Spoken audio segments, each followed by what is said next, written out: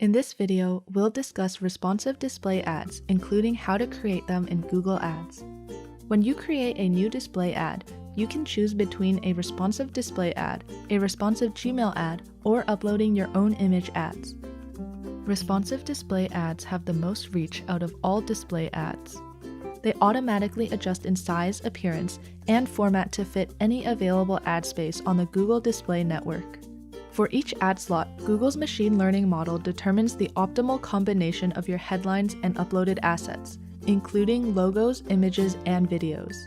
To create responsive display ads, go to your Google Ads account and click on Ads and Extensions in the right navigation menu. Click the plus button. Select your display ad type. Select the campaign and ad group for this ad. Add and save your images. Below images and logos, click the plus button to add a YouTube link for your video. Complete your ad information. Preview your ad. Click Save.